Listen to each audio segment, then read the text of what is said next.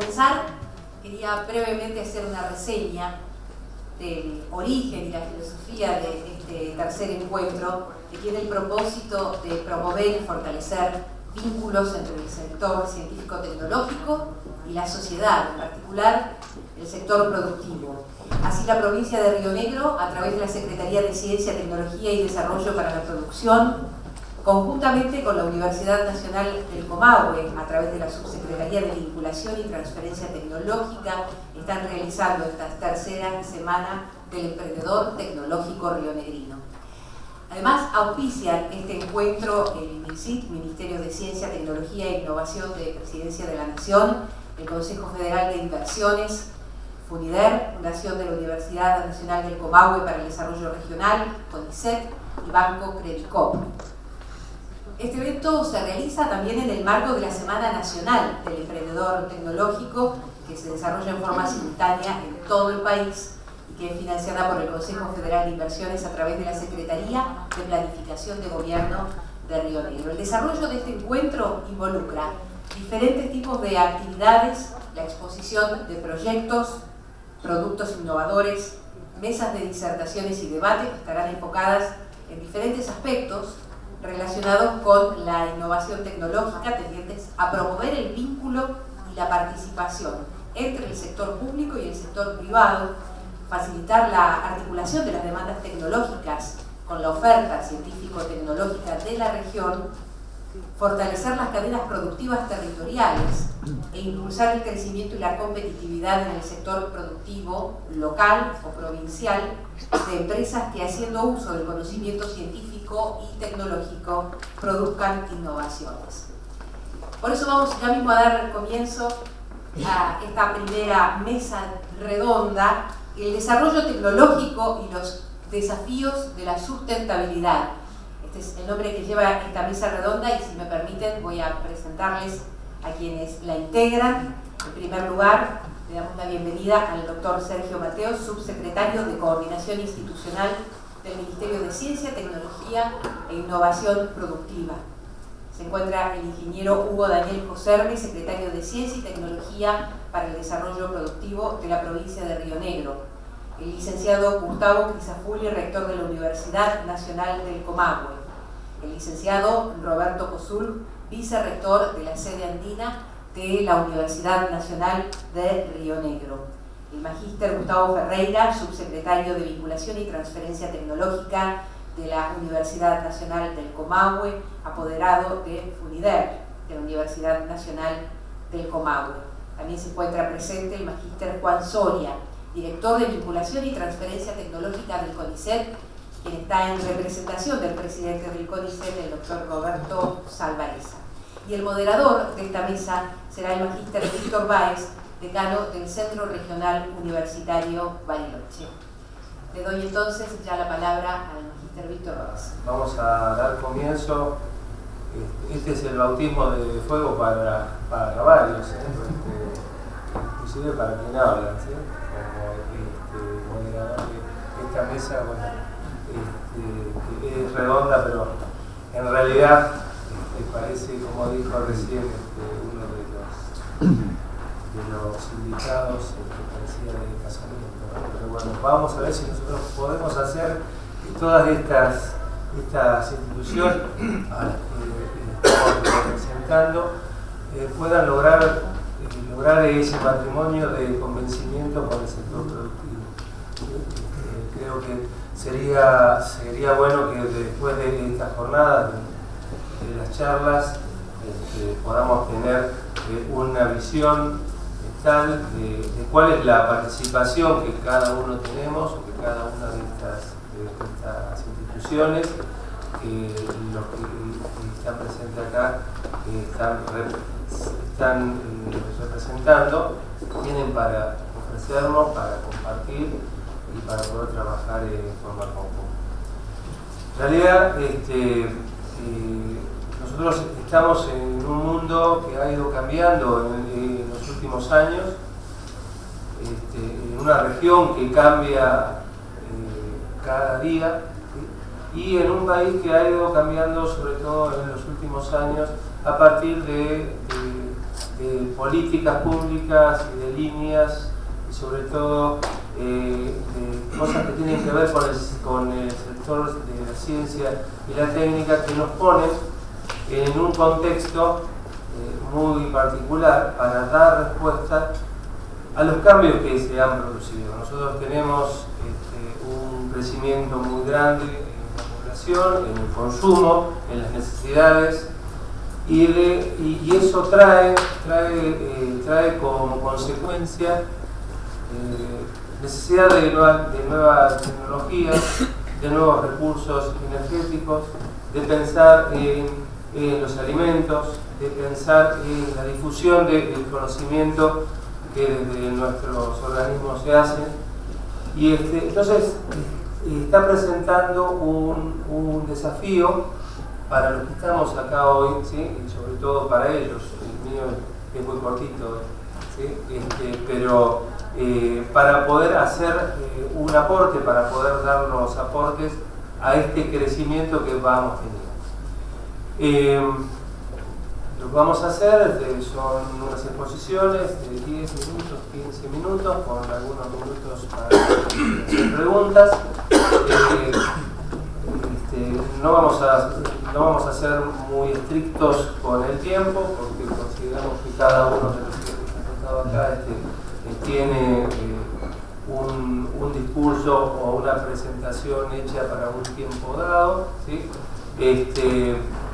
Vamos a hacer un orden, ¿sí? Vamos a comenzar con la provincia de Río Negro, después seguiremos con el Ministerio de Ciencia y Técnica, con la Universidad de Río Negro, el representante del Banco Credicop, el representante del CONICET, el representante de la Fundación de la Universidad Nacional de Comahue, y para cerrar, el rector de la Universidad de Comahue. Creo que ese es un orden que hemos visto de acuerdo a cada uno de estos organismos, que nos puede dar un hilo conductor para el tema que pareciera que es muy simple, pero en realidad tiene muchas. Así que después lo que vamos a hacer son unos minutos luego de cada charla, unos minutos para facilitar el intercambio. Si vemos que el tiempo es muy largo, la continuaremos en el café o en el intermedio, ¿sí? Como para permitir que todos tengan posibilidades de consultar, ¿sí? Así que bueno, le voy a pedir a Hugo José, por favor, como el anfitrión, ¿sí? De inicio, seguramente tiene muchas cosas para comentar. Cuando conocí el título de la mesa, confieso que no me leí algunos libros, pero el principal hilo de lo que les voy a contar me lo dio acá Miro Sur. No se lo voy a adelantar ahora, pero la semana pasada estuve, y esto tiene 2 o 3 cuestiones que van a ir en paralelo y al final la semana pasada estuve en Buenos Aires charlando con el doctor Baroto. Él charlaba y yo lo escuchaba. Fueron 2 pequeñas participaciones mías, y después los que lo conocen a Baroto, una máquina de crear conceptos y ideas.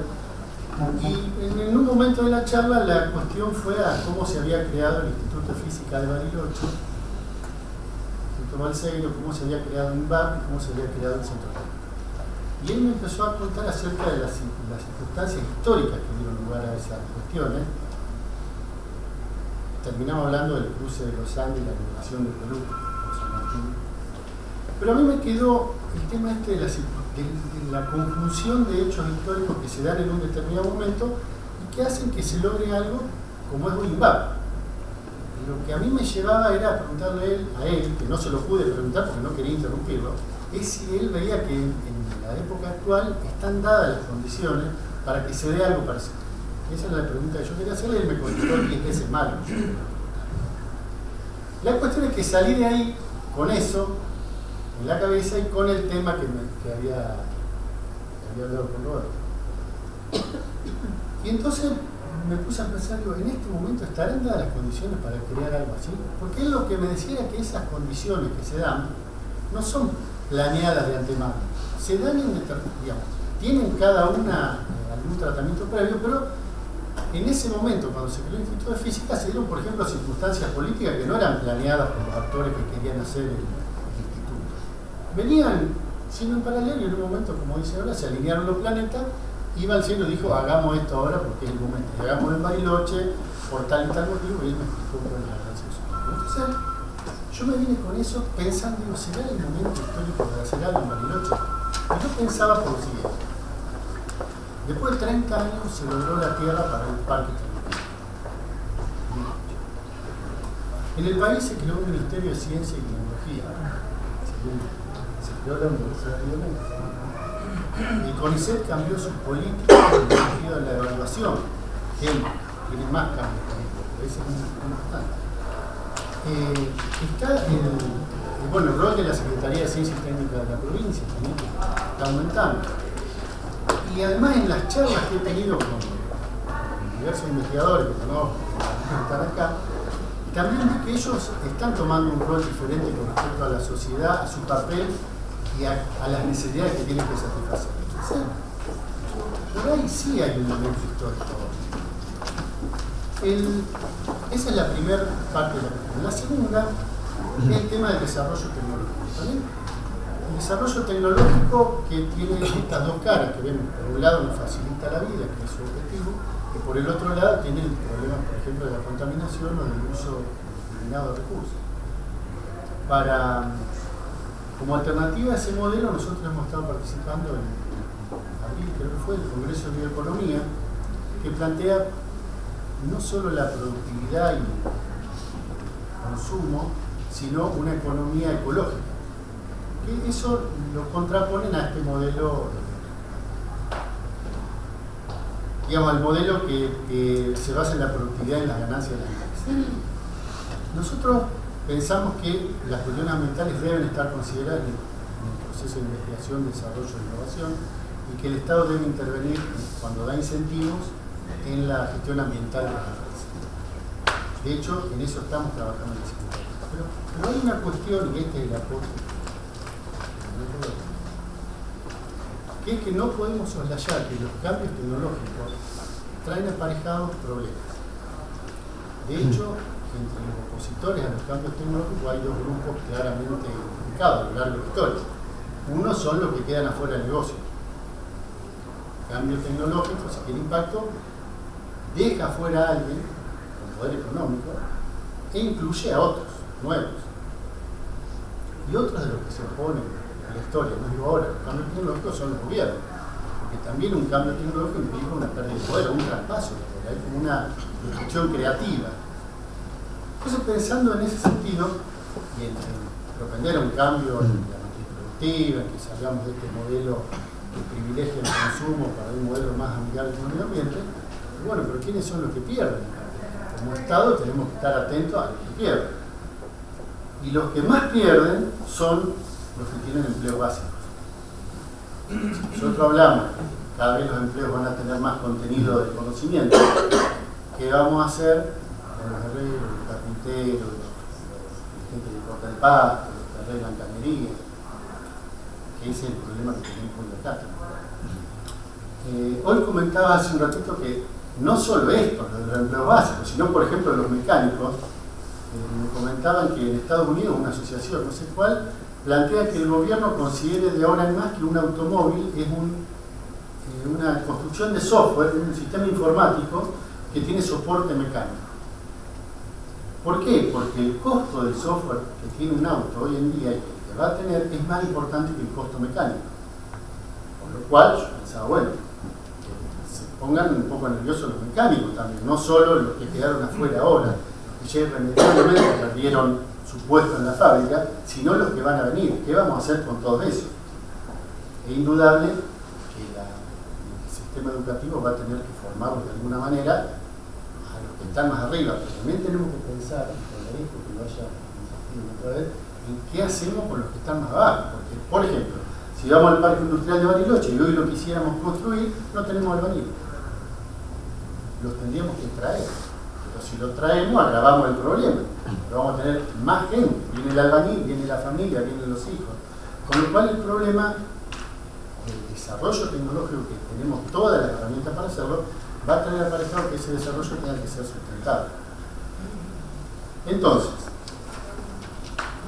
quiero ver si me olvido de algo, pero el punto que, y esto para terminar, que quería resaltar, es qué papel tienen los emprendedores. Porque me parece que del desarrollo tecnológico y la sustentabilidad del empleo aparecen los emprendedores. Los emprendedores aparecen, y los tenemos que buscar, como dije hoy, porque son los que generan las pymes. Y las pymes son las que dan el empleo al sector de servicios, y sobre todo a este sector de servicios básicos. Y acá hablamos con Roberto otra vez, puede ser que haya una pyme que haga servicio de jardinería. Que hoy no hay, yo preguntaba con alguno. Si hoy llamo a un jardinero, me arranca toda la planta del patio, me lo deja plano.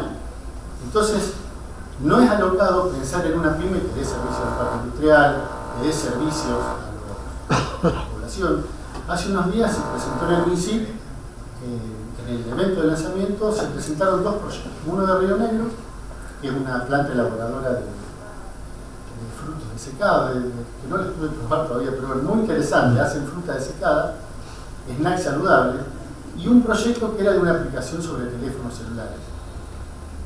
Y ahí tuve claramente en vista cuáles son los proyectos que nosotros tenemos que impulsar. No tenemos juicio que impulsar proyectos que hagan aplicaciones de software para celular. Tenemos que impulsar proyectos que den mano de obra como este que presentó Río Negro. En ese sentido, yo creo que, y ahora yendo a algo local, el Parque Industrial de Bariloche es una excelente oportunidad para la creación de pymes que puedan influir o impactar en esta cuestión del empleo, la que creo que va a ser central para un desarrollo tecnológico pero que sea sostenible.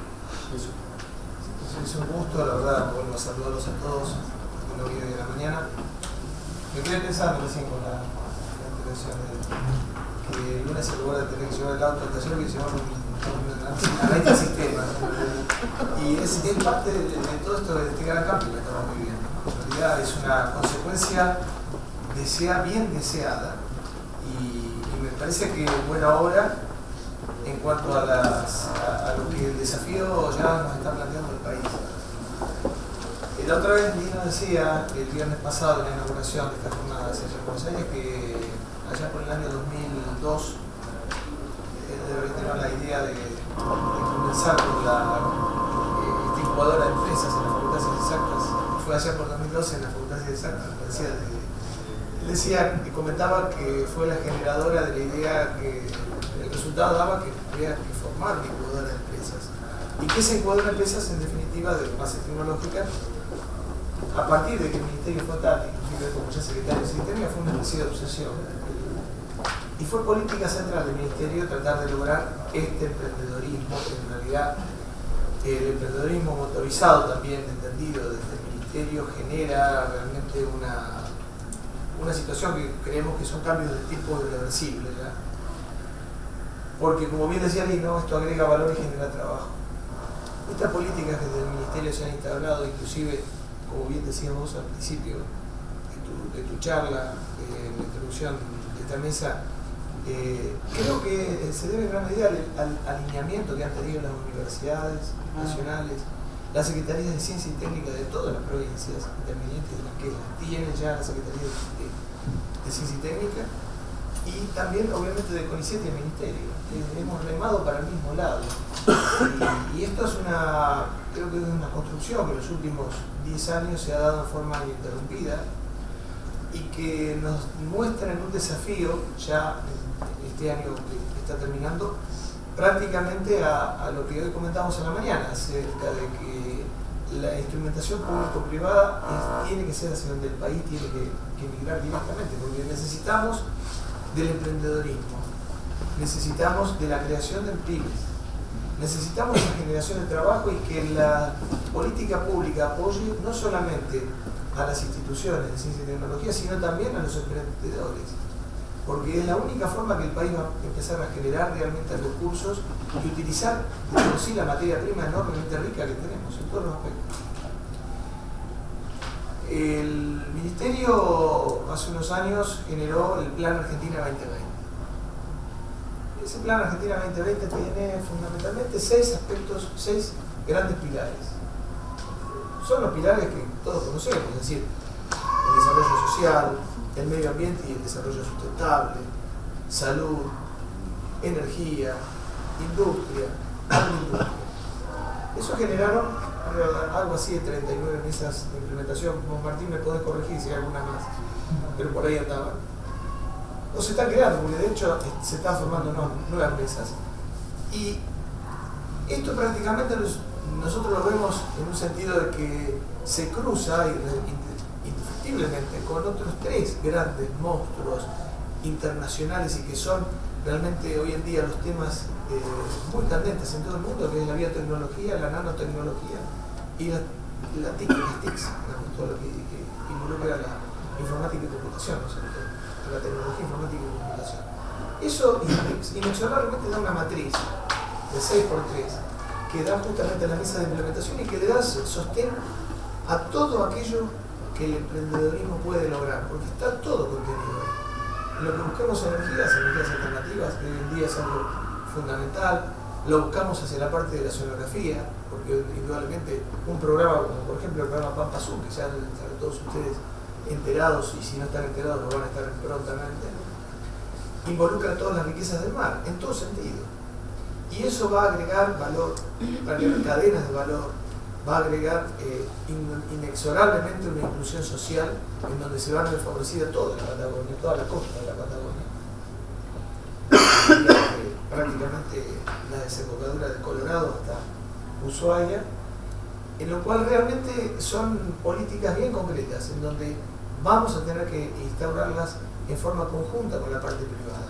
El Ministerio, sí, esto quizás es la única partecita que voy a pasar propaganda, prometo que no más de 2 minutos, genera instrumentos, algunos de ventanilla abierta, otros de acerca de convocatorias, y hablo en general, ministerio, agencia, digamos, todos los elementos de FONTAR, todas las alternativas que nos ofrecen las plataformas tecnológicas con su constante migración y actualización, y los sistemas nacionales, que ahí sí, lo hago un poquito de orgullo porque depende un poco de nuestra secretaría, que es la utilización de los instrumentos, de los grandes equipos y de las bases de datos en función de la optimización del recurso hacia, tanto sea otros investigadores, tesistas, becarios, o bien la industria que los necesite utilizar de forma inmediata, activa. Por supuesto, con el respeto que todos tenemos y que nosotros nos genera todas las instituciones que pertenecen y que colocan sus equipos en función de esos sistemas nacionales, sea por ejemplo cualquier universidad, el CONICET, cualquier institución, cualquier unidad ejecutora de CONICET, sea la CONADE, la CONEA, INTA, INTI, en fin, cualquier institución que tenga en sus bienes algo comprado por fondos públicos y que se refleje hacia la política de ciencia y tecnología. Estos instrumentos están a disposición, están en plena disposición. Queremos aceitarlos, queremos brindarnos aún más. Miren, les voy a dar un ejemplo. Hace poquito tiempo, así como 20 días atrás, formamos el primer workshop vinculado de todos los sistemas nacionales que tengan equipos, que tengan difractómetros, espectrómetros de masa, resonadores magnéticos, microscopios globales, microscopios de barrido, electrónicos, en fin, todos aquellos equipos que sean de utilidad, que una empresa lo pueda requerir, que un investigador los pueda requerir, que no lo tiene. Un investigador que vive en Posadas y no tiene un microscopio electrónico cercano, lo pueda utilizar. O una empresa que necesite un servicio determinado. Lo hicimos con el servicio, con toda la parte farmacéutica, con la industria farmacéutica. Realmente fue un éxito. Más de 35 empresas, pymes y grandes laboratorios farmacéuticos. Y se vincularon con todos los investigadores del área que están trabajando en eso. Se creó realmente algo, un monstruo, nosotros dijimos, en el índole farmacéutico, que va a crecer muchísimo. Lo vamos a replicar en futuros workshops, ya con las provincias, queremos hacerlo conjuntamente ahora con la provincia de Buenos Aires, con la provincia de Río Negro, que también se ofreció, la provincia de Entre Ríos, que ya estaba muy interesado. Lo vamos a hacer con otras industrias, con la parte cementera, con la parte industrial netamente petrolífera, donde Neuquén y Río Negro y Chubut van a tener una gran participación. En fin, todo eso apunta a que haya pequeños emprendedores con grandes posibilidades, que se formen las pymes, que el Ministerio y la agencia los apoyen y que eso busque justamente formar una gran incubadora que traccione en pos de una enorme inclusión social, que no es más que una innovación inclusiva, como dije hoy a la mañana, que es lo que realmente los argentinos tenemos que tener en cuenta. Nosotros trabajamos y tenemos que forjarnos en función de hacer una enorme inclusión social, que los sectores que están más desposeídos puedan tener hasta inclusive capacidad de trabajo en esas empresas, en esas industrias que se creen a partir de la ciencia y la tecnología. En primer lugar, el tema es sobre sustentabilidad. Entonces, y totalmente de acuerdo con lo que se dijo antes, digamos, una de las mayores preocupaciones de la sustentabilidad es encontrar políticas que tengan una intersección positiva entre los aspectos políticos, ambientales, sociales, ecológicos, digamos, los ambientales, los ecosistemas, y que todo eso confluya hacia un desarrollo sustentable. Una de las patas flojas, pero no a nivel de políticas locales, sino a nivel de desafío mundial de esto, es que la creación de empleos y las nuevas políticas de industrialización dependen enormemente de las políticas de investigación y desarrollo, por una parte, pero también de capacidades adquiridas previas. Por ejemplo, Irlanda es un país que tiene la mayor diversificación de opciones y no lo tiene en base a su política de investigación y desarrollo, sino en base a su historia previa fabril. Muchos productos de las multinacionales, productos finales, por ejemplo, se fabrican en los ex países socialistas, Eslovenia, Moldovia. Por ejemplo, qué sé yo, una juguera de Philips hecha en Eslovenia, ¿no? Vendida en donde, en Argentina. Con eso que quiero decir que las ventajas competitivas de los países en el mundo global se han vuelto más complejas y las escalas de lo que es, digamos, investigación y desarrollo, cuyo impacto sobre el crecimiento es innegable, porque cualquier correlación estadística da cerca del 40, 45% o 50% de los casos, digamos, en donde los países crecen es correlacionado en forma positiva con la investigación y el desarrollo, siendo las excepciones los países que exportan recursos naturales, como Arabia Saudita, Venezuela, como países, básicamente como dos ejemplos de países petroleros, otros más que pueden exportar algún tipo de commodity, hace que cada vez sea más importante la innovación y el desarrollo. Lo que yo agregaba en una conversación privada que tuvimos con Hugo Serme y que quisiera hacer, digamos, que se entienda bien cuál es la idea, es que nosotros medimos la creación de riqueza o el empleo está arrastrado por un flujo de riqueza que es el Producto Bruto Interno. ¿Está bien? Ese Producto Bruto Interno no se compone de la misma cantidad de bienes todos los años, ni a lo largo de ciclos largos, sino que es una variable mutante. La diferencia de los físicos que tratan con variables más o menos estables en el tiempo de vida del ser humano, los economistas tratamos con variables que se mueven muy rápido dentro de una variable que medimos. Entonces cambian las funciones de producción. Funciones de producción son las combinaciones de capital, mano de obra, tecnología, ¿no es cierto? Y bueno, a medida que los ciclos de urbanización se van completando, las tareas más sencillas, que son poner ladrillo sobre ladrillo, hacer calle, forman parte de un capital que es condición para que se desarrollen nuevas actividades, pero que en sí mismo no es reproductor de riqueza. Una calle, nadie paga peaje, paga un impuesto. La cantidad de valor que tenía en los años 70 crear toda la infraestructura urbana, hoy es una parte infinitamente menor a lo que son nuevos productos de desarrollo tecnológico. Y el desarrollo tecnológico en general hay un fuerte liderazgo de los países del norte porque tienen capacidades instaladas inconmensurables, con lo cual obliga por una parte más que nunca a que haya emprendedores y al mismo tiempo a mirar las realidades en las cuales vamos a aplicar esos emprendimientos, porque no se trata de, a ver, como académico estoy hablando y no como una posición política, digamos, no se trata de hacer de todo, sino decir en qué vamos a focalizar para que Argentina se pueda insertar en una cadena global de valor en forma exitosa. Entonces, si a mí alguien me pregunta, digamos, qué es lo que en Río Negro hay, bueno, en Bariloche tenemos muchos científicos y técnicos, pero todavía las universidades tenemos, por ejemplo, de la cual soy vicerrector, uno de los proyectos de hacer un relevamiento de capacidades. Por ejemplo, la industria cervecera no sabe si la industria metalmecánica local está en capacidad de proveer la chapita para sellar. Entonces no podemos hacer pequeñas integraciones posibles, ¿no? Ese es un ejemplo. Bueno, cuando yo hablaba de la necesidad de crear cadenas de valor agregado social, me refería a que poco a poco el mundo, dada la División Internacional del Trabajo, que es una estructura histórica, evolutiva, y ningún salto evolutivo se da si no es sobre lo previo, ni en la naturaleza, ni en ninguna parte, es decir, todo se da sobre estructuras que existen. La Argentina no va a ser, digamos, a ver, el líder, por ejemplo, en la industria de la energía solar, no va a ser líder en eso, porque Estados Unidos le pone una cantidad tan grande a esa tecnología que incluye todo un paquete de tantas cosas en las cuales nosotros tenemos que estar también insertos para entender en qué parte de esa cadena de valor nos podemos meter, que no vamos a ser líderes de eso. Podríamos serlo, sin embargo, en alguna parte importante de la cadena de agrovalor, no me cabe ninguna duda, por ejemplo, de que cual sea el escenario que venga macroeconómicamente, el tema de los biocombustibles es un tema interesante, los de primera generación, porque vamos a tener algún tema con los aceites, digamos, y los de segunda generación, porque tenemos recursos agroforestales. Y eso está, qué sé yo, en la literatura sobre ecodesarrollo que saca la OECD con la OIT, está justamente que uno de los problemas que hay es que lo sustentable no necesariamente es creador de empleo en sí mismo.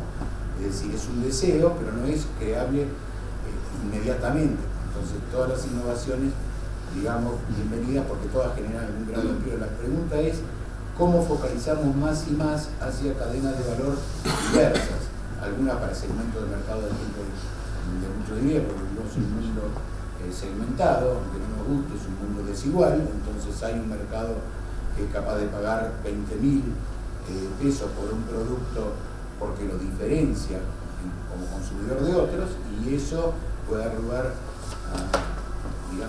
a industrias locales que finalmente hagan que la industria sea sustentable porque exporta aún fronteras adentro.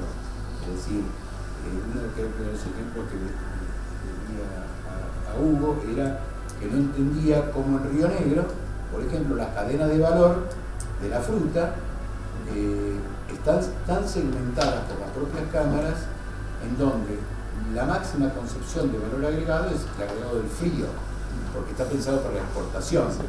Cuando uno dice, ¿y qué tal si montamos juguera? ¿Qué tal si traemos algunos mangos de Brasil? Porque el costo de transporte y de flete hoy en día para un producto de alto valor agregado diferenciado en el mercado no hace diferencia. Es decir, el mundo cambió.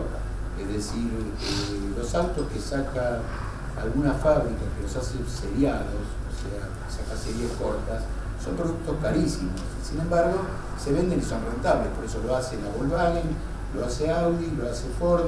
Son seriados, son series cortas.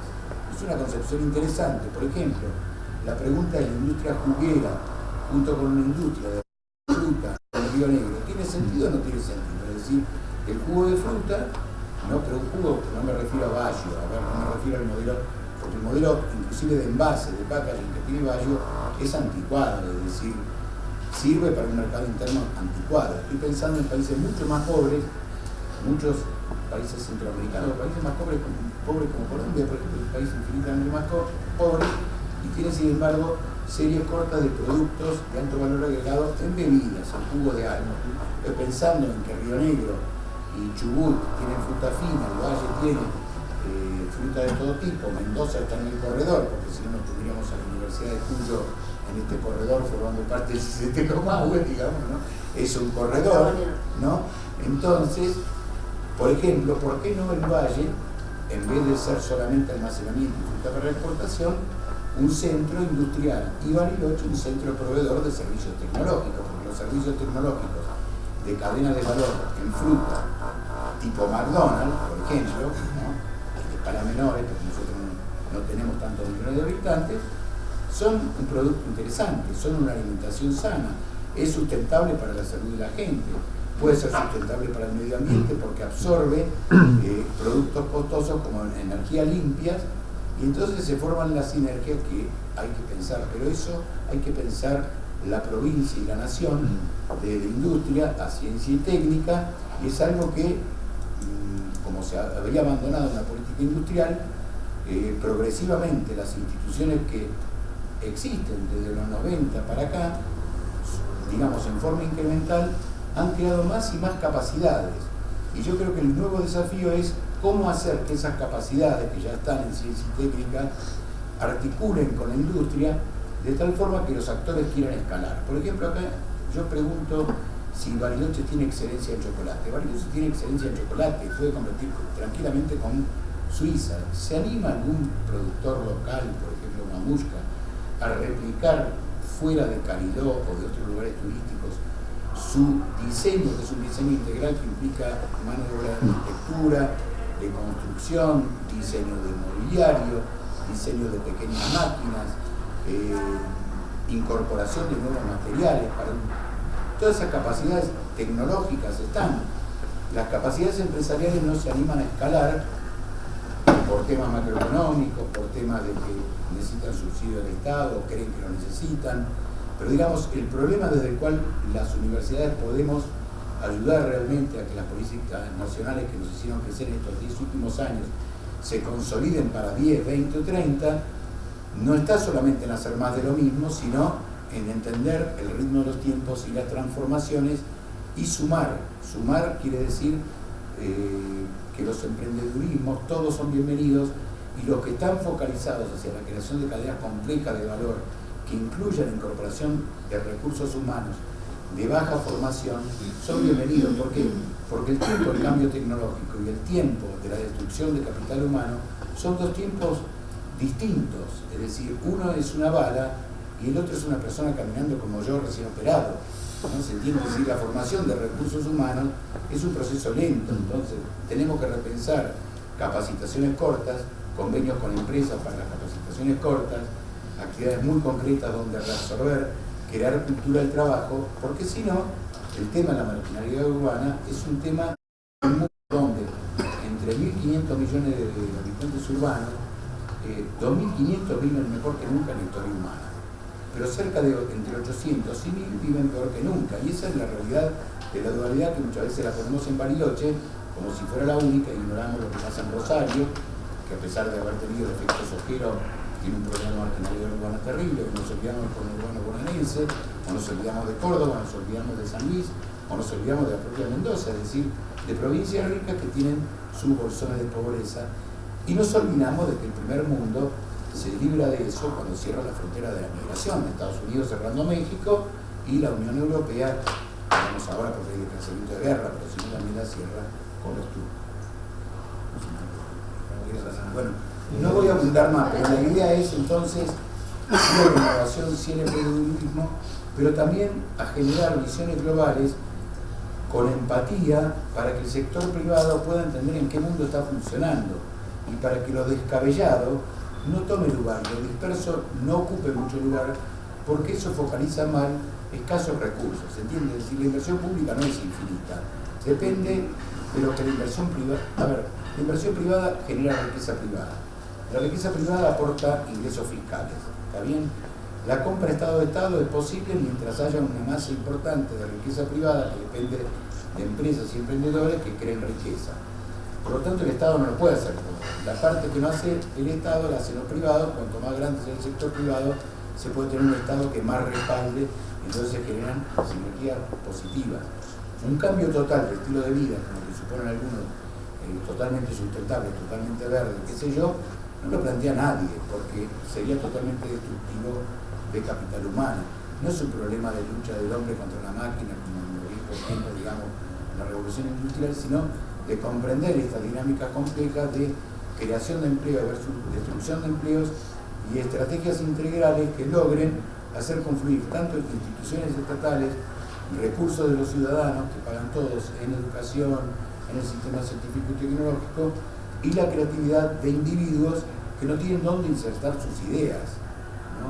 Este para mí es el gran desafío que va a presentar no solo para la Argentina, en particular para la Argentina porque sale de una época en donde las commodities han jugado un papel importante. Entonces ese ciclo en algún momento va a llegar a su fin, dependiendo de lo que pase también con el mundo, que es un mundo incierto. Así que bueno, termino acá y agradezco muchísimo que me hayan dado la palabra, a pesar de que la universidad no pudo insertar su doble.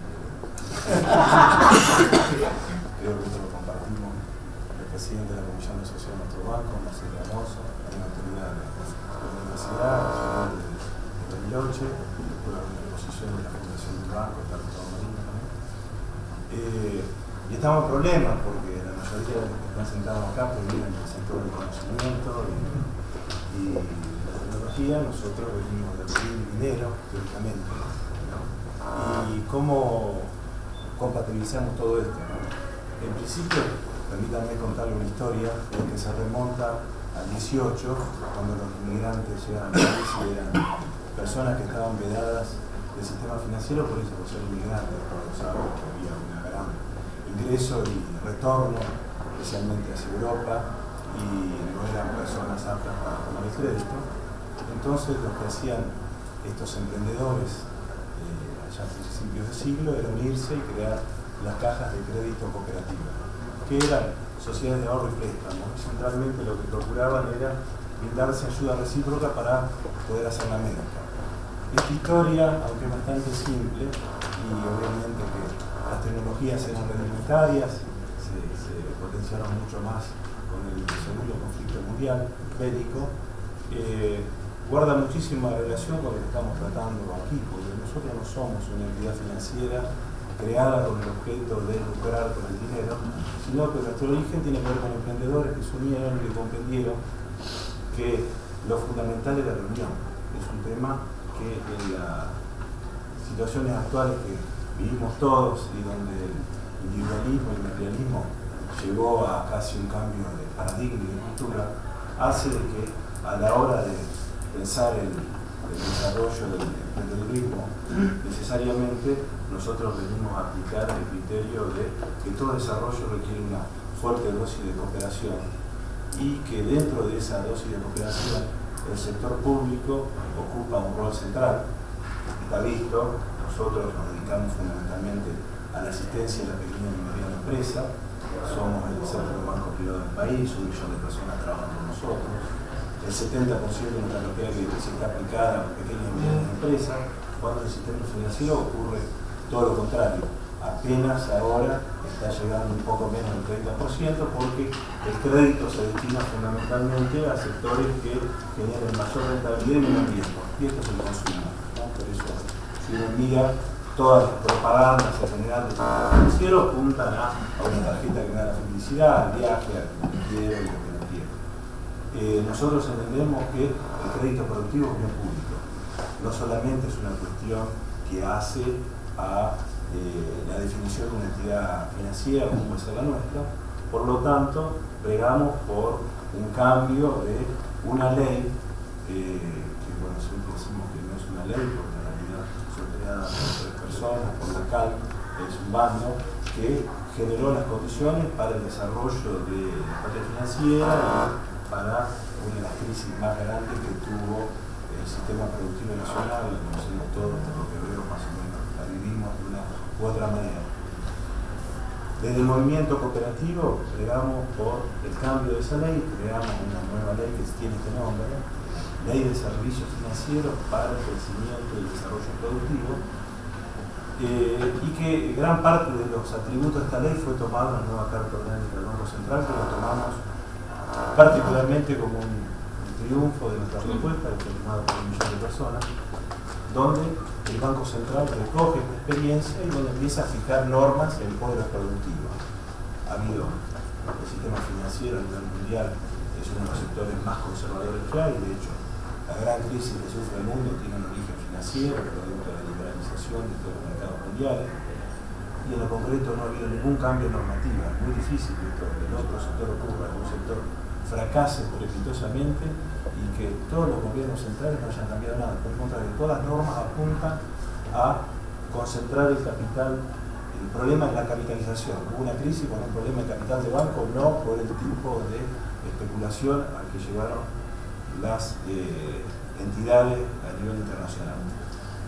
Así que, en lo concreto, este nuevo cambio de la Carta Orgánica del Banco Central hoy fija una obligación para todos los bancos de aplicar un porcentaje significativamente a la aplicación de proyectos productivos.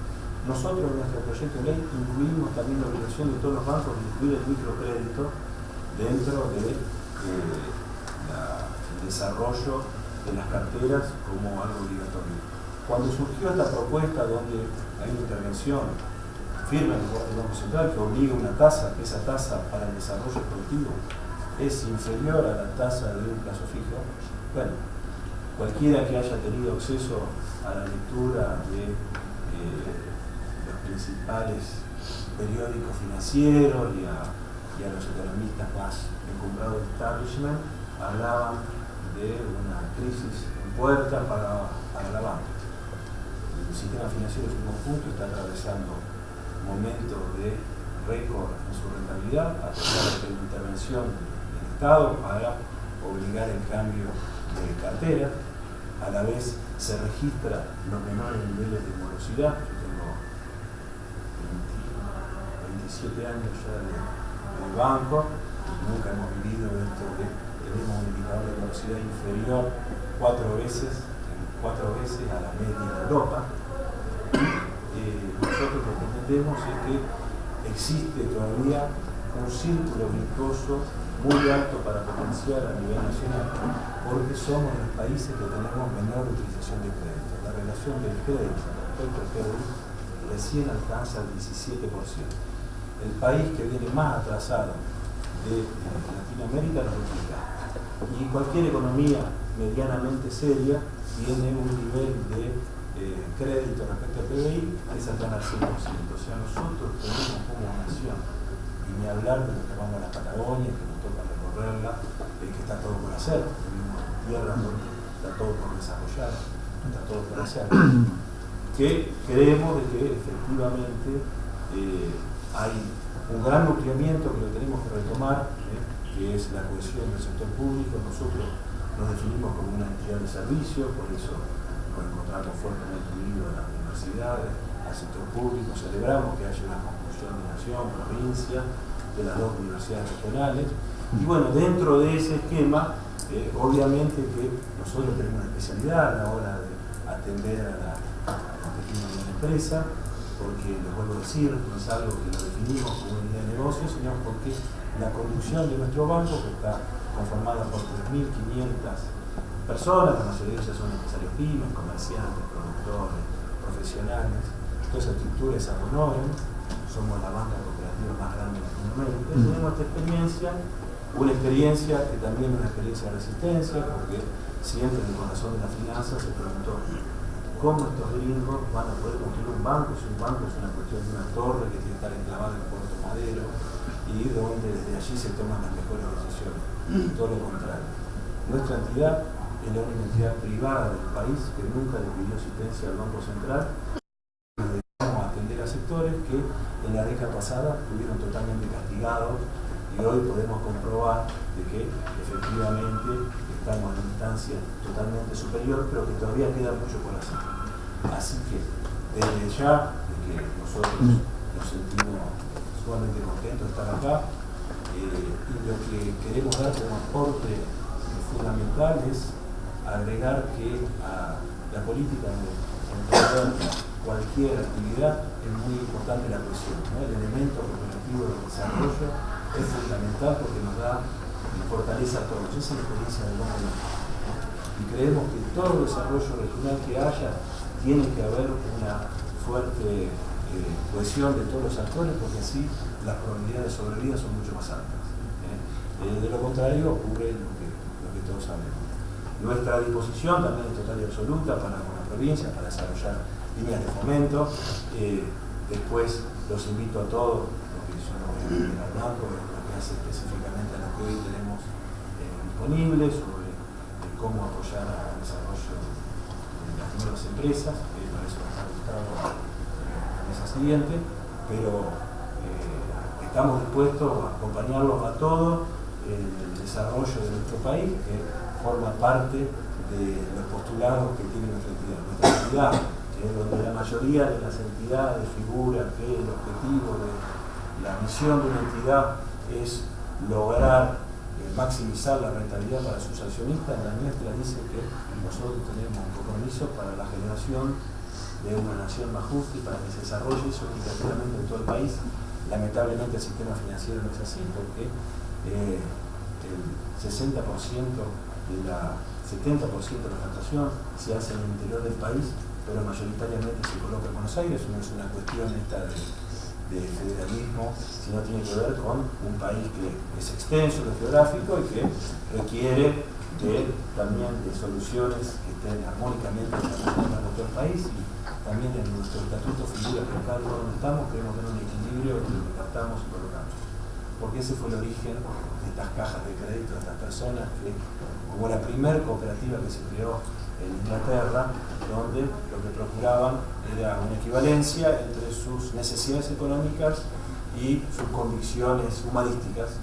Bueno, nosotros lo que planteamos en cada lugar donde estamos es lograr ese equilibrio entre activos y pasivos, así que más en Bariloche, que de la capital tecnológica de Latinoamérica, motivo de orgullo de todos nosotros, y que bueno, en ese sentido también es bienvenido el lugar. Gracias. CONICET, hace poco, en un evento que organizamos en conjunto con el Ministerio y que se llamó CONICET Tecnologías, quiso poner esto en evidencia. CONICET, con esta marca que dice CONICET Tecnologías, quiere que, por un lado, asociar al CONICET al desarrollo tecnológico y que nos asocien. Nosotros ahora estamos trabajando en un nuevo video que tiene que ver con la transferencia y en base a ese video estábamos buscándole el eslogan a CONICET Tecnologías para transmitir, y un poco en línea con el objetivo que tiene el Banco Credicom. Nosotros queremos innovar para desarrollar el país. O sea, CONICET Tecnología es un instrumento, una marca que está impulsando el CONICET, que engloba a toda su estrategia de transferencia en todo el país. Tenemos una dirección y una distribución en hoy 16 oficinas de vinculación territorial que trabajan codo a codo con los pares que ha puesto el Ministerio para relevar demandas de innovación y con las oficinas de transferencia de las universidades. CONICET quiere, si es el mensaje que queremos dejar, innovar para desarrollar el país, ¿no? El CONICET ha sido históricamente reconocido, por lo menos en general, por la gente que no está tan asociada al sistema científico-tecnológico. Soy de acá de Bariloche, en una familia que no estaba asociada al sistema científico-tecnológico, y básicamente cuando uno preguntaba qué es CONICET, y algo de lo científico, generar conocimiento, pero no innovación. ¿Dónde está el impacto productivo? Entonces yo voy a repasar ahora dónde está parado hoy CONICET, ¿no? Después de la enorme inversión pública que se está haciendo y la enorme responsabilidad que siente la institución de, bueno, con este aporte público, qué es lo que está haciendo el CONICET. CONICET, como les decía, ya en su objetivo formal de su plan estratégico 2015-2017, no es solamente contribuir o generar y transferir conocimiento y formar recursos humanos altamente calificados que son capaces de generar conocimiento para el avance científico-tecnológico general, sino que en su objetivo dice el avance científico-tecnológico, el desarrollo del país y el mejoramiento de la calidad de vida de las personas que viven en la Argentina y en el mundo, ¿no? Pero particularmente en Argentina. Si en el objetivo formal ya CONICET se estableció este objetivo, y la marca CONICET Tecnologías nos quiere colocar en la sociedad, la estamos usando cada vez más, y la estamos usando en los productos que se venden, que han tenido una intervención de CONICET en su desarrollo. Habrán visto de los yogures de Sancor hasta los productos para el cabello, o tantos otros. Hay algunos que estamos desarrollando acá en Bariloche también, en conjunto de investigadores que son, por ejemplo, investigadores CONICET en CONEA. Entonces les decía, ¿dónde está CONICET hoy? Después de estos años de crecimiento, este año podemos decir que CONICET está formado por más de 9.000 investigadores, cerca de 10.000 becarios, 2.500 personas que son parte de la carrera del personal de apoyo técnico, los investigadores. Es decir, hoy en total unos 1.000 integrantes del personal administrativo, incluyendo los vinculadores tecnológicos, es decir, un conjunto de personas, de alrededor de 23.000 personas, que se dedican a desarrollar conocimiento y que ese conocimiento puede ser utilizado en aplicaciones tecnológicas. Asimismo, CONICET tiene una gran fortaleza, que es que investiga en todas las disciplinas científico-tecnológicas. Tengo la suerte de ir al directorio cada 15 días, me toca la semana que viene, y en todos los directorios tenemos temas de ciencias sociales, software, biotecnología vegetal, y en todas las áreas del conocimiento CONICET está transfiriendo tecnología. Además de la cantidad de recursos humanos, que es nuestro principal insumo, nuestra principal fortaleza, hay otra riqueza que nosotros lo vemos como un activo muy importante del Consejo, que es que todo esto lo vamos construyendo con otras instituciones, en particular con las universidades. Gran parte de nuestros investigadores trabajan en las universidades. CONICET hoy ya ha alcanzado cerca de las 230 unidades ejecutoras. Unidades ejecutoras son los institutos, que es donde se hace la investigación. La mayoría de los investigadores CONICET están en unidades ejecutoras. El 90% de nuestras unidades ejecutoras son de doble pertenencia, es decir, que tanto el Consejo como una universidad se han puesto de acuerdo en tener una institución en conjunto, y que lo que se produce en esa institución es producto del esfuerzo conjunto de las instituciones. A veces parece algo bastante menor, pero es un desafío muy importante que tenemos las instituciones, y es algo muy positivo, por lo menos para los que estamos en CONICET, a la hora de articular, ¿no? Que es algo que una política que estamos claramente impulsando y acompañando al Ministerio en la articulación tanto con organismos públicos como con organismos privados, porque al tener la práctica de tener las unidades ejecutoras, para nosotros es normal sentarnos a discutir cómo vamos a llevar adelante un proyecto. Pero es justamente esto también lo que le da la particularidad a CONICET, ¿no? Los investigadores CONICET no viven solamente en el mundo CONICET, sino que están cruzados por trabajar en una facultad o en una institución de doble pertenencia. Y estas fortalezas que les fui mencionando, tanto de la cantidad de recursos humanos, la construcción institucional de unidades ejecutoras, la distribución territorial del CONICET a través de sus unidades ejecutoras, que están agrupadas en los centros científicos tecnológicos en términos administrativos, o de los CIT, de los Centros de Innovación y Transferencia, que se fueron formando para cubrir territorios en los que no estábamos. CONICET llega desde Jujuy a Tierra del Fuego y tiene una distribución territorial mucho más federal que la que tenía hace otros años. Obviamente eso nos impone el desafío de que en todas estas unidades a veces se están investigando cuestiones y se desarrollan tecnologías que son compatibles, son similares, y eso nos impone un desafío grande en términos de transferencia. ¿Cómo hacemos nosotros para presentarnos con capacidades coherentes, presentar una oferta coherente al sistema productivo? Como les decía, esto hoy nos da un resultado de que CONICET el año pasado salió en CIMAGO, lo deben haber visto si visitan el sitio de CONICET o los medios, se dio bastante difusión. Hoy está ocupando la posición 79 entre unas 5.000 instituciones del mundo que generan conocimiento. Eso medido simplemente por la cantidad de publicaciones de calidad que realizan sus investigadores. Es una posición muy buena en relación a la cantidad de habitantes que tenemos en el país, pero además otro indicador que genera CIMAGO, los dos indicadores, tienen que ver con el conocimiento, en particular el conocimiento innovador de la institución. Y ahí es muy interesante porque pasamos casi de estar en la posición 400 a estar en la 192. Es decir, en los últimos 5 años fuimos creciendo también en las publicaciones, pero crecimos más todavía en el conocimiento innovador. El conocimiento innovador refiere a la cantidad de publicaciones que genera la institución que son citadas en patentes. No quiere decir necesariamente que sean patentes del Consejo de las universidades, pero quiere decir que el conocimiento que generan los investigadores es relevante en términos productivos, ¿no? Entendiendo o teniendo como hipótesis que una patente eventualmente podría tener una aplicación industrial. Entonces también vemos que el resultado es positivo en términos de que el conocimiento que se genera es cada vez más relacionado, medido por este indicador, con el mundo productivo. Pero no solo eso, el año pasado también el conjunto de las actividades de transferencia tecnológica aumentó en un 40%, y de los casi 1.200 contratantes, organizaciones que tuvo el Consejo, el 66% de ellos fueron pymes. Y acá entramos en un terreno que es el que nos interesa en CONICET, que es que nosotros no solo queremos generar conocimiento, no solo queremos innovar, que el conocimiento se aplique, sino que queremos tener un impacto en el desarrollo productivo del país. Y para tener un impacto en el desarrollo productivo y social del país, es importante que también respondamos a las necesidades concretas de los sectores productivos que nosotros tenemos. De lo contrario, podemos generar conocimiento, podemos generar tecnología, la podemos licenciar, pero el impacto que tiene eso sobre nuestro empleo es nulo. Podemos tener una buena licencia, que obviamente si no tenemos un socio tecnológico en Argentina lo vamos a hacer, pero el impacto en el territorio, en los territorios, en un país tan extenso como el nuestro, con economías regionales tan disímiles también, y que enfrentan todos desafíos tecnológicos de diferente nivel, es importante también que miremos qué están haciendo los territorios, qué necesidades tiene el sector productivo para poder responder eso. En esa línea, no es que solo el Consejo en los últimos 3 o 4 años creó 16 oficinas de vinculación que están en los territorios, sino que diseñamos algunas metodologías de identificar esas demandas que tiene el sector productivo.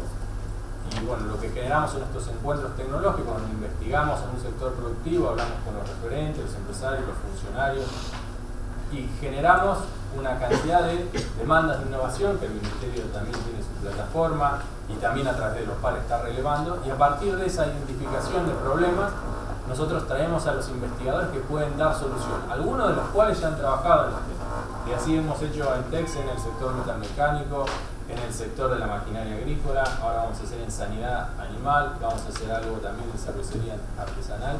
Ya llevamos más de 10 en TEX aproximadamente, el año pasado hicimos 4 y si todo bien este año vamos a más que duplicar la cantidad en TEX.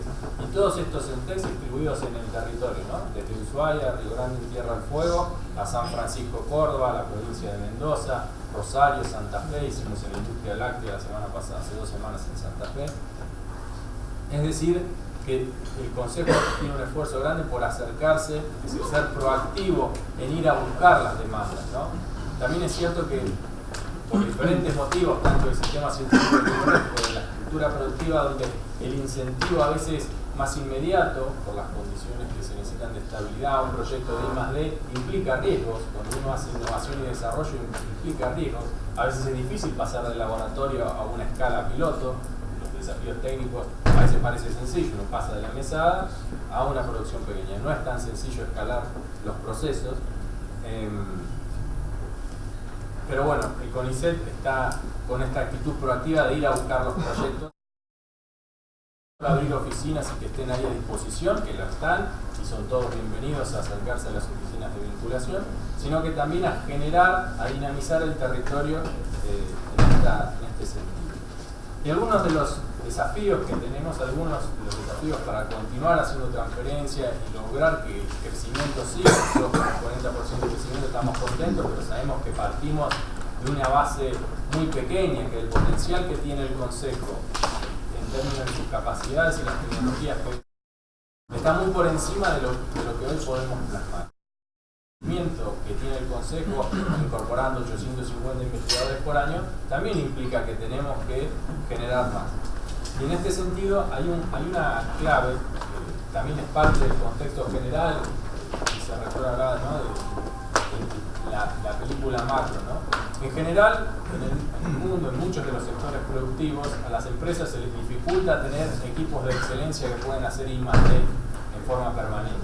Entonces se abre este campo de la innovación abierta, donde nosotros, el Consejo, junto con las universidades, los investigadores en particular, tienen las capacidades para asociarse en proyectos específicos, para resolver problemas concretos de empresas existentes. Y no solo eso, sino que, para hablar del emprendedores también, muchas veces una tecnología que desarrollan los investigadores, una plataforma tecnológica, permite que podamos generar una empresa. Hoy en el Consejo hay aproximadamente 50 investigadores que están desarrollando tecnologías que pueden eventualmente transformarse en empresas, muchos de ellos a través del instrumento de la Politécnica del Ministerio, y algunos aquí también radicados en Bariloche. Pero no solo eso, sino que el Consejo también ha asumido el desafío de emprender. El secretario hablaba hace un ratito de cuándo se dan, ¿no?, cuándo se alinean los planetas para que uno pueda tomar una decisión de crear una empresa como INVAP. Bueno, nosotros en el Consejo vemos que tuvimos esa oportunidad cuando tuvimos a YPF a disposición y YPF estaba de acuerdo en formar una empresa en conjunto con el CONICET, una empresa que no es solo desarrolla tecnología en hidrocarburos. Hoy tenemos alrededor de 50 proyectos con ellos que van desde temas de hidrocarburos a temas de energías del mar, a temas de remediación ambiental, pero que es una empresa que tiene por misión desarrollar tecnología y ser líder en el desarrollo de tecnología para el sector energético. Y esa fue nuestra primera experiencia de que el Consejo, a través de una normativa que así lo establece, fuera socio en una empresa privada, se tornara en emprendedor. Y tuvimos un segundo caso, que es con una pyme de la provincia de Salta. A través de otro instrumento del Ministerio, que es el CENTEC, podíamos solicitar el financiamiento, pero había un incentivo importante a que teníamos que conformar una empresa en conjunto, una empresa de termocronología que hoy está formada y tiene la misma distribución accionaria que ITEC. 51% del paquete accionario lo controla nuestro socio privado, 49% lo controla el CONICET y somos socios. Y esta sociedad implica que, digamos, ser socios en una empresa no es que el CONICET va a empezar a crear empresas por crear empresas. Nuestro desafío principal en el Consejo y creo para la mayoría de las instituciones es que tenemos que ser lo suficientemente flexibles y poder adaptarnos a la situación de cada proyecto. Cada proyecto para nosotros es distinto. Incluso cuando licenciamos tecnología ya desarrollada, no es lo mismo licenciar una tecnología en una escala laboratorio o antes de que tengan en salud humana un preclínico o antes de que se haga la prueba de concepto en biotecnología vegetal, allá haberla hecho la transformación en una planta de interés comercial o haber probado la ingeniería en un proyecto de ingeniería. Eso en términos de licencia, pero además un proyecto, en el caso de UTEC formamos una empresa en la TEANDES porque hay un volumen, un conjunto de oportunidades que hacen que ese instrumento, hacer una empresa, sea mejor que no hacerlo. Hay otros sectores en los que nos asociamos con empresas existentes o hacemos los proyectos de I+D, tenemos varios proyectos de I+D en conjunto con las empresas. Entonces, y para ir cerrando, el Consejo en los últimos años, en términos de desafíos, de tratar de transferir más de lo que hace, pasó de una cultura donde nosotros esperábamos que alguien nos solicite algo y teníamos un convenio que era nuestro único instrumento, a generar los servicios tecnológicos de alto nivel, que ustedes pueden acceder a infraestructura y equipamiento de los institutos del CONICET, se aprueban en 48 horas, es algo muy sencillo, a complejizar más. Y hoy tenemos un programa de apoyo a las empresas de base tecnológica que ayuda a que los investigadores y los orienta para que puedan seguir siendo investigadores del CONICET al mismo tiempo que emprenden el desafío de generar una empresa. Obviamente para los investigadores cualquiera generar una empresa es un desafío grande, pero en particular los investigadores que vienen investigando, desarrollan un prototipo, pero claro, la tecnología no es una empresa es una organización y tiene otros desafíos, ¿no? Una tecnología es eso, es una tecnología puede servir para un producto, una plataforma, pero una empresa es una organización que hay que gestionar, que tiene que crecer. Tenemos un programa que los asiste para que cuando ellos avanzan en ese proyecto puedan seguir siendo investigadores de CONICET. Lo más importante es evitar el conflicto de intereses que puede surgir.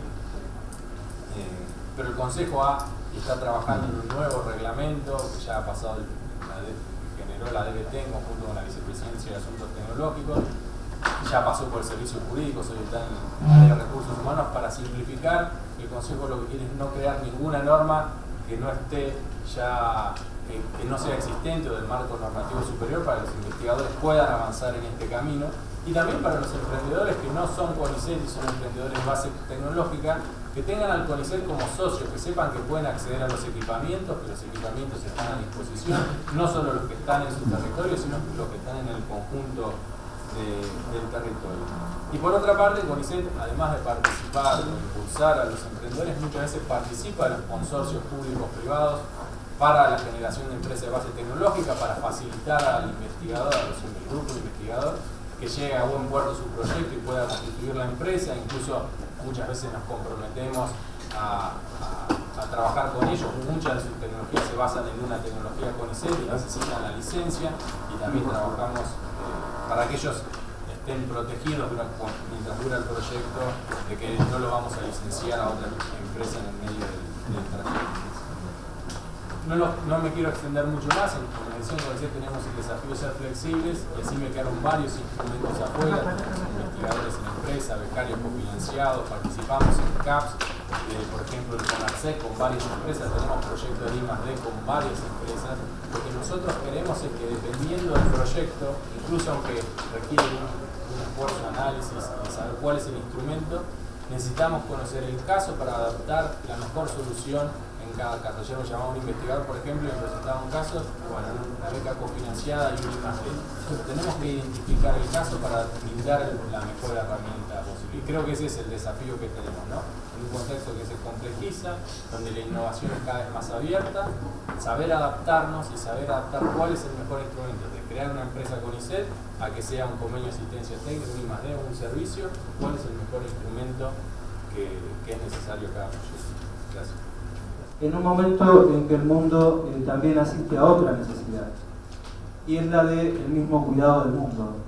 O sea, y en este sentido, las revoluciones que se han dado desde el siglo XIX con la consolidación del capitalismo, donde nos prometía orden y progreso en un tándem en que el orden social garantizaría el progreso indefinido, nos ha defraudado en más de una oportunidad.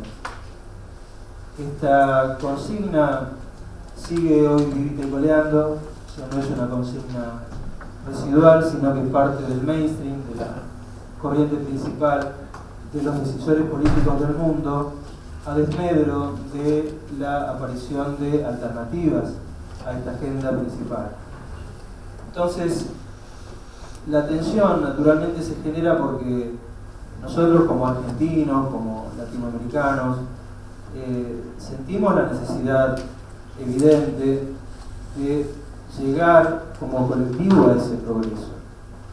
Sentimos la necesidad de que ese progreso, desde un punto de vista ideológico, en el sentido de enrejado de conciencia, de matriz de representaciones, sea un progreso generoso, un progreso de empleo, un progreso que genere además equidades o equilibrios desde el punto de vista social, y sentimos y pensamos que es un deseo programático que nos tiene varios horizontes atrasados, en el sentido de que nosotros como sociedad esperamos en su momento que fuera la democracia la que nos diera esta posibilidad que nos había negado la dictadura. Luego sentimos que, lo digo como el colectivo, no como particular, de que era el incluirnos en el mundo global, en el incluirnos en esa economía que nos prometía la paridad cambiaria como símbolo, la convertibilidad 1 a 1 como emergente, que eso iba a hacer que como sociedad fuéramos exitosos.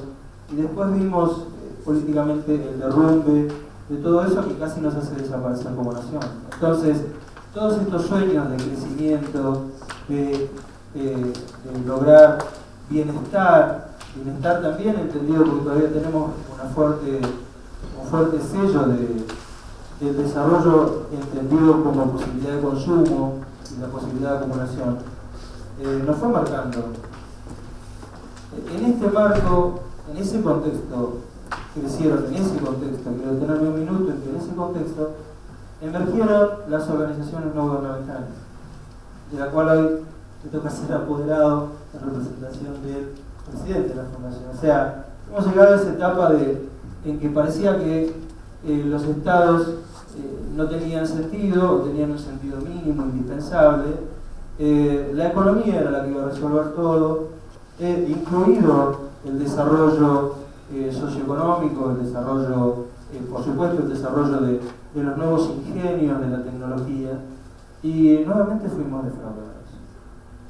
Las ONG surgieron como reemplazo, como brazo de extensión de esas políticas inexistentes de los estados nacionales, y nos recluimos en ese pensamiento de que cada uno individualmente podía, como decían los viejos inmigrantes, hacer la América, porque cada uno podía salvarse per se.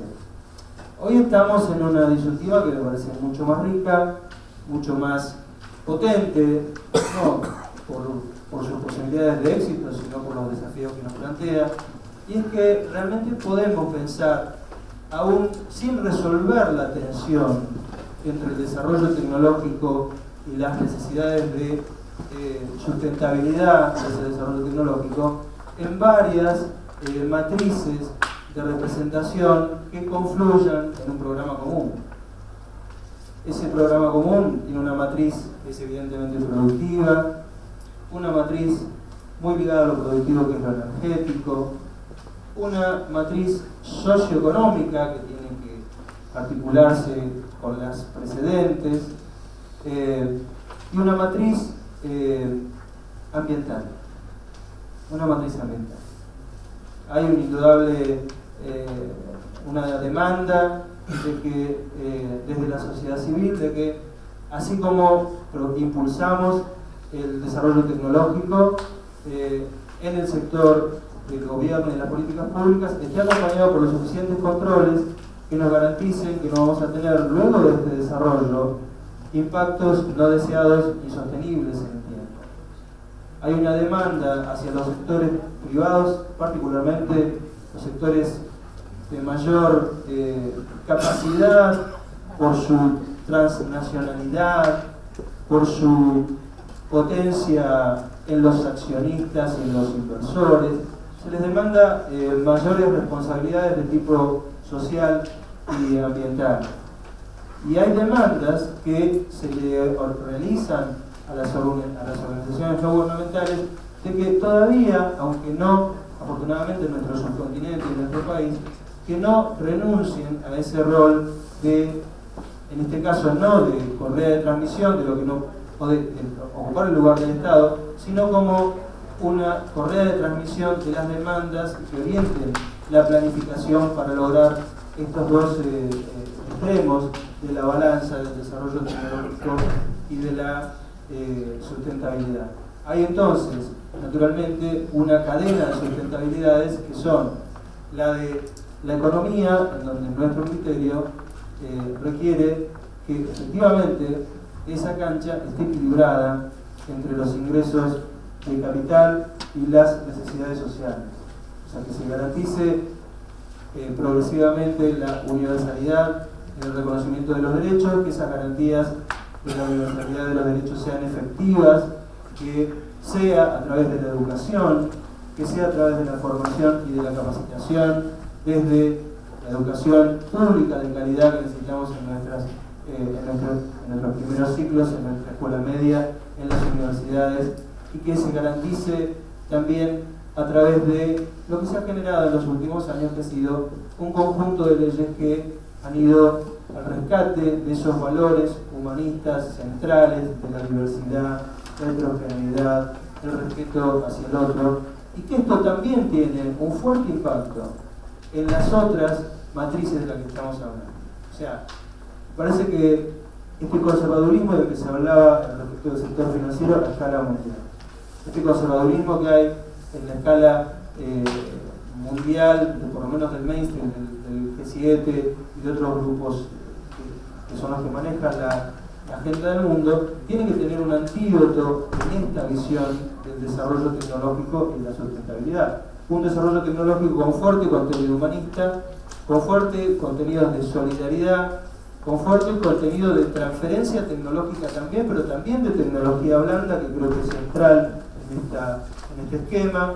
No todos son ingenios electrónicos, no todos son, por supuesto que benditos sean los satélites, bendito sea la capacidad tecnológica que ha recuperado nuestro país y las empresas de tecnología, pero nosotros necesitamos universalizar esos beneficios, porque si no vamos a fracasar como sociedad.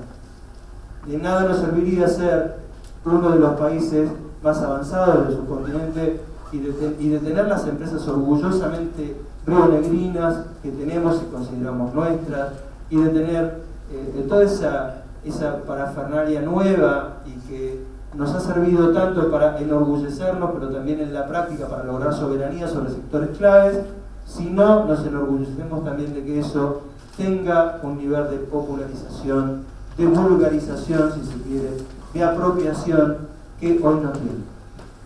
Y creo que el desafío, para cerrar, porque tenemos una compañera que tiene un avión en la próxima mesa, y me gustaría que los tome. Así que la voy a hacer corta. Me parece que es central para ello confluir no solamente en ideas comunes, en programas comunes, sino en acciones comunes. Y que este es un buen ejemplo de eso. O sea, es una tarea artesanal, muy basada en esos valores humanistas de los que estamos hablando, en la solidaridad, pero también es una tarea práctica que en los próximos días nos va a revelar cosas. Yo creo que hay que orientar fuertemente en las próximas mesas a que nos revelen tanto de la finanza privada, del financiamiento privado como de la política pública, que nos revelen estos elementos, que nos revelen lo mismo que todo el mundo sabe de la necesidad del mundo de alimentos y de la necesidad de la incorporación tecnológica y de fortalecer la cadena de valor en alimentos. Bueno, que nos revelen en la mesa de alimentos esas cosas para seguir trabajando sobre eso. En el enorme horizonte por delante que tiene Pampa Azul, en las cuestiones de la tecnología aplicada a la cerveza, al vino, al empaque, de las tecnologías aplicadas a la agricultura de agua dulce, que nos revelen estas cuestiones vinculadas a la energía y a la protección de la cadena de valor, entendida también como un beneficio social local que tienen hoy las industrias extractivas, pero que también podrían tener las industrias que tienen un carácter de renovables, o sea, la energía renovable, que nos revelen esto también en la diferenciación entre el patrimonio, el ambiente entendido como patrimonio y el ambiente entendido como recurso, imbricado en este mismo esquema, y de las tecnologías en información y comunicación también. Me parece que es una tarea que hay que replicar. Espero que no solamente en la Semana de los Emprendedores, es una tarea que desde la universidad, quienes integramos el equipo de gestión, estamos orgullosos de poder asumirla como un desafío, un trabajo de hormiga.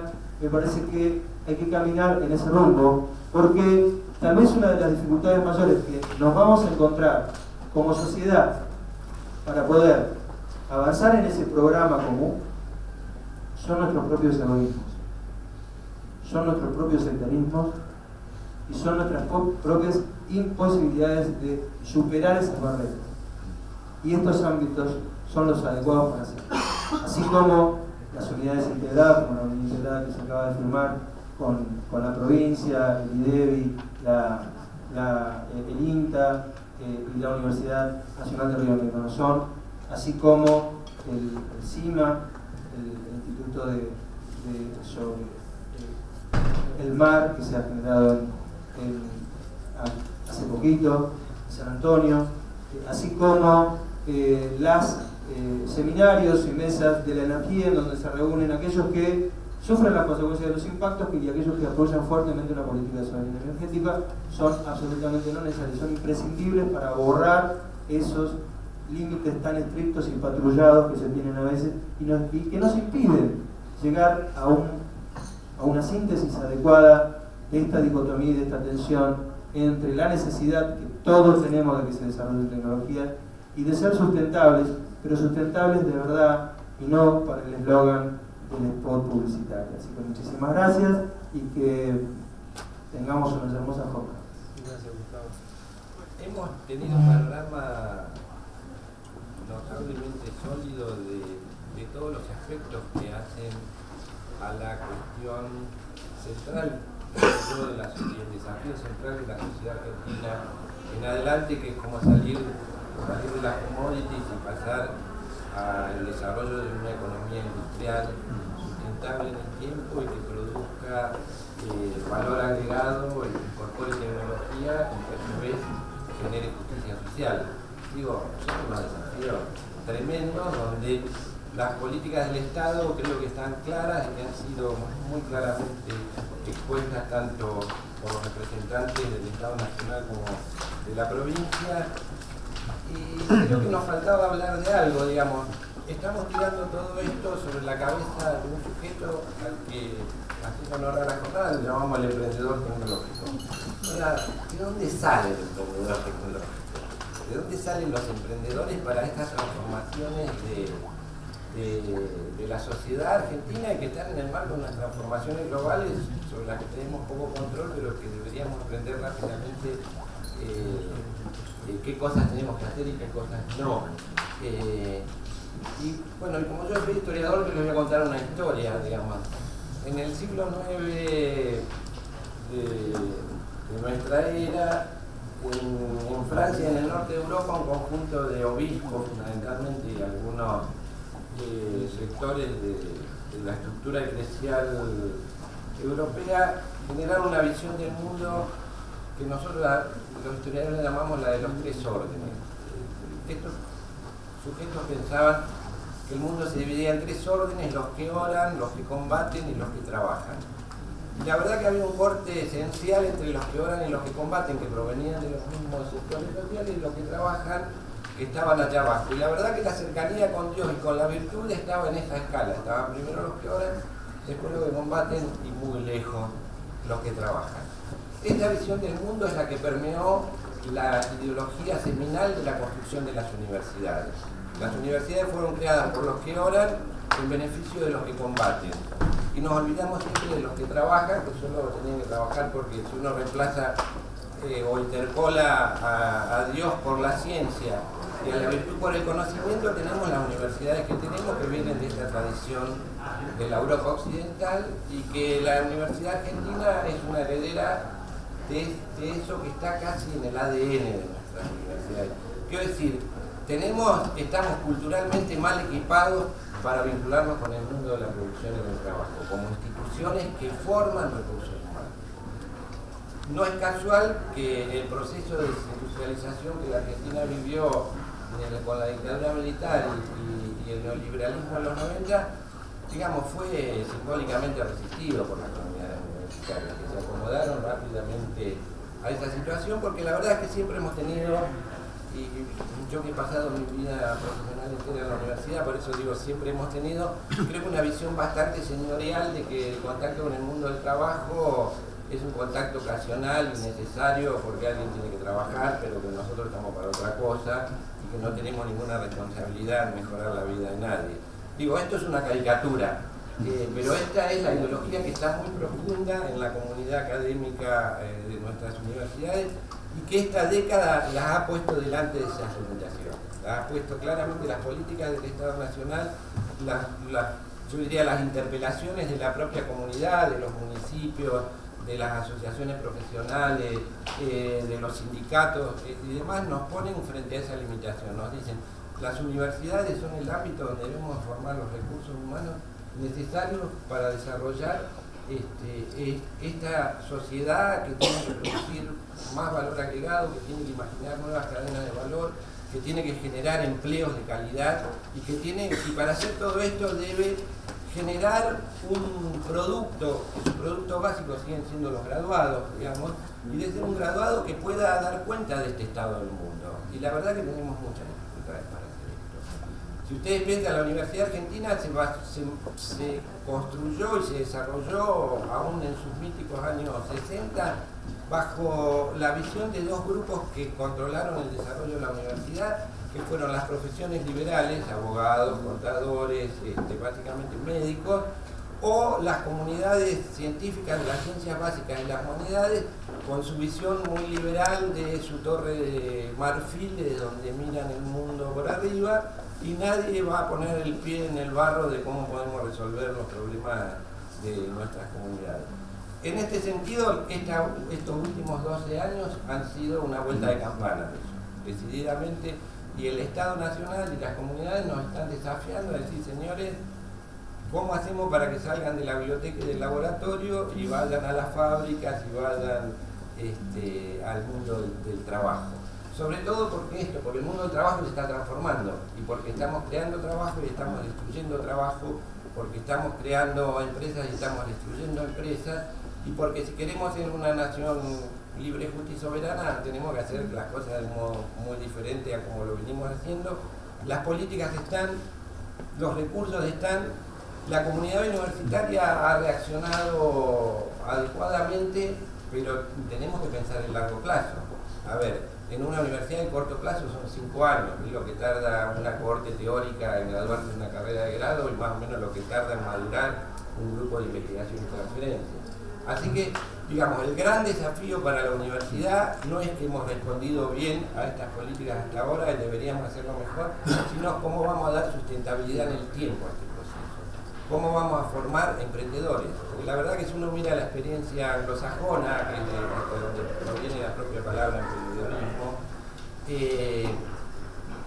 está pensando en un sujeto que no es el sujeto que nosotros estamos construyendo desde las universidades. Ese sujeto es complejo porque tiene una visión muy individualista y liberal, que es la que nosotros no queremos para construir una sociedad mejor, pero también tiene un conjunto de, ¿cómo diría?, de rasgos, digamos, culturales que no son los que nosotros estamos construyendo con nuestros estudiantes. Yo digo, los valores culturales son prácticas, no es un discurso de cómo hacer un tipo abierto al riesgo y a pensar y a crear, sino que las prácticas que tenemos de la formación de nuestros estudiantes no se adecuan hoy todavía a lo que sí ya están haciendo nuestros investigadores y nuestros cuerpos docentes. Y ese me parece que es el gran desafío. O sea, nosotros lo que estamos haciendo tradicionalmente hicimos y todavía seguimos haciendo, y si no tocamos nuestras prácticas docentes y no tocamos nuestros planes de estudio pronto, vamos a estar en problemas. Estamos formando gerentes de grandes empresas o profesionales liberales, pero no estamos formando un tipo que piense cómo va a innovar y va a producir una pyme con desarrollo tecnológico que permita insertarse en una cadena de valor que permita que la Argentina haga más cosas aparte de exportar soja. Digo, ese es el gran desafío. Estamos en ese punto en pañales. Lo voy a ser sincero. Lo digo por mi universidad, de la que me toca ahora ser rector, pero en la última década he trabajado en 4 universidades nacionales y la verdad que todavía seguimos pensando en el alumno, que es el que no tiene luz, eso es alumno, el tipo que no tiene nada en la cabeza y que entonces lo pensamos como una tabla rasa, cuando en realidad lo que debemos hacer es poder desarrollar las capacidades y los talentos naturales que tienen nuestros estudiantes para formar efectivamente emprendedores tecnológicos, emprendedores de todo tipo, digamos, que no estemos dependiendo solo de los talentos más destacados, que son siempre pocos. Debemos aumentar el umbral de talento en la medida que aumentamos el umbral de formación. Ese me parece que es el gran desafío para las universidades y que es una interpelación muy fuerte que nos está haciendo el Estado y la sociedad y que esperemos estar a la altura de los tiempos. Gracias. ¿Cómo toma la universidad realmente esta porque usted nombraba recién que, bueno, que el Estado, ¿no?, pero también creo que los movimientos sociales han puesto en evidencia esta carencia de la universidad, ¿sí? No solo las empresas y el Estado, sino que los movimientos sociales de base han puesto en evidencia esto, ¿no? ¿Cómo se puede articular desde el Estado y desde la universidad la apropiación de esta generación de construcción colaborativa, de generar emprendedores, ¿no? Eso, ¿cuál es el plan a seguir? Espero ser objetivo, ¿no? A ver, no es tan cierto, nada es tan cierto. A ver, el mundo no es blanco y negro, sino que es una infinita gama de matices de grises. ¿Está bien? Entonces, yo diría, en el caso del proyecto de la Universidad Nacional de Río Negro, por ejemplo, incorpora en muchas de sus materias el trabajo social obligatorio. Esto ya de por sí, digamos, es un servicio a la comunidad donde hay una especie de intercambio de aprendizaje por parte del, ¿cómo lo llamamos? Decir, cripto, cliente, no sé, no hagan difícil la vida que se afuye llevarme al siglo IX porque estamos en el XXI. Entonces, no. Hablando en serio, digamos, ahí hay un intercambio con sectores populares o no necesariamente. Hay trabajos sociales obligatorios que tienen que ver con ayudarle a un sector determinado a resolver algo y un intercambio entre la persona que se está formando, ¿no? Así, la persona que se está formando en la universidad. Luego están las prácticas laborales, que son pasantías rentadas o convenios de trabajo, donde los chicos, llamamos los chicos, no todos los chicos, son personas grandes estudiando también, se insertan en ese mundo. Luego están los profesores, que cada vez tenemos más conciencia, junto con las autoridades, de que estamos interpelados, pero no estamos interpelados porque hemos hecho las cosas mal o allá. Es evolutivo, vamos aprendiendo. Si lo supiéramos todo, no estoy de acuerdo con la visión de que el desarrollo, sí, tiene baches, ¿no? Pero la intersección del desarrollo sustentable es una búsqueda, es decir, es mucho papel y lápiz, pero cuando uno profundiza, de verdad, no es tan sencillo, porque inclusive lleva a contradicciones individuales de personas que están muy en contra de la tecnología, pero utilizan una 4x4 de unos consumos específicos espantosos, y perdón que utilice este ejemplo, porque van a decir que este tipo le da con un caño, pero es real. Es decir, el cambio cultural que requiero generar para tener una sociedad de no consumo implica, digamos, volver al siglo IX y predicar por el ejemplo, si es que alguna vez algo de eso existió. Entonces, digamos, no nos metamos en camisa de once varas, quedemos más bien con esta parte constructiva. La parte constructiva, ¿cuál es? Articular la fuerza de la sociedad, que están dadas por instituciones del Estado, por una política nacional que ha ido tratando de hacer converger, y un poco lo voy a decir, digamos, en algún momento alguien me preguntó a Néstor Kirchner si su programa era de corto plazo, y dijo, no, esta transformación es para 20 años. El gran problema es que gobernar por 20 años, cuando democracia es igual a mercado, por definición, es una dictadura.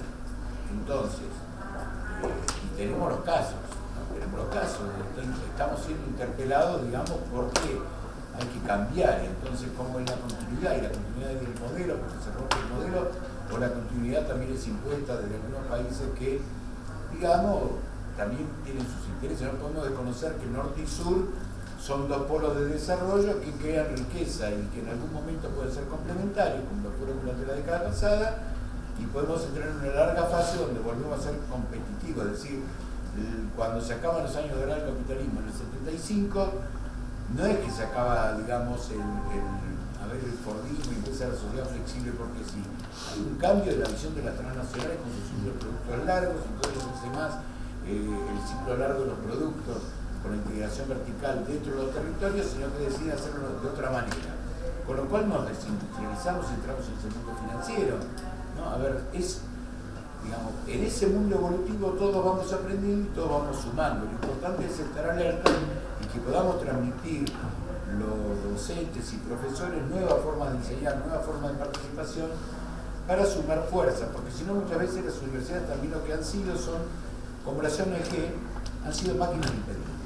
Son las máquinas de impedir reales, no estoy diciendo que haya que censurar, pero sí interpelo a que hablemos muy seriamente sobre las dimensiones del desarrollo sostenible, salvo que nos vayamos a Ponelli, 1968, Sierra Club, antes del Club de Roma, ¿no? De Population Bomb, ¿no? Que una brillante tesista de Estados Unidos lo vincula a dos lemas que quiero dejar sentado acá. Uno es, la Tierra estaría mejor sin nosotros, ¿no? Primera conclusión. La segunda, a la ideología de la supremacía racial en los Estados Unidos. Es decir, Hitler en Estados Unidos. Perdonen que sea tan duro, pero digamos, frente a una especie de, todos vamos hacia la sustentabilidad, no hay ser humano que quiera dejarle un legado en una tierra sucia y despedazada a sus hijos y a sus nietos. Pero digamos, estamos lejos de conocer cómo hacer sustentable la vida, el empleo, todas estas cosas juntas. Para eso estamos las universidades, para eso estamos los alumnos, para eso están estos diálogos, en los cuales si hay voluntad de aprender, se aprende. Si hay voluntad de aparear, se aparea.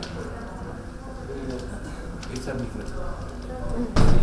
Cosas que tienen que ver con programas que se desarrollan desde programas de extensión y que vinculan rápidamente a los estudiantes y a los profesores jóvenes con problemas de las comunidades. Lo estamos haciendo desde los grupos desarrollados de investigación y transferencia que están trabajando mucho y que incorporan investigadores jóvenes que van incorporando estudiantes. Lo vamos haciendo desde cambiando ciertas prácticas, como es ir reemplazando lentamente en algunas disciplinas muy tecnológicas la tesina de licenciatura por un trabajo final integrador que tenga que ver con resolver un problema en una empresa. Lo estamos haciendo más lentamente, tratando de que esto es más bien un recambio generacional, de que la incorporación de las nuevas tecnologías, la comunicación y la información nos ayuden a transformar algunas prácticas educativas que den un rol mucho más activo al estudiante en su propia formación. Y esto es un camino a tener a alguien con mayor lucidez y ideas propias y capacidad de afrontar los riesgos de la vida. Digo, es una batería de cosas que nos va a llevar unos años llegar a un promedio mejor de graduados con, digamos, capacidades más adecuadas a los contextos de trabajo. Muchísimas gracias. Bueno, muchísimas gracias por haber estado presentes y muchas gracias a quienes participaron. Así lo que les voy a pedir es un aplauso para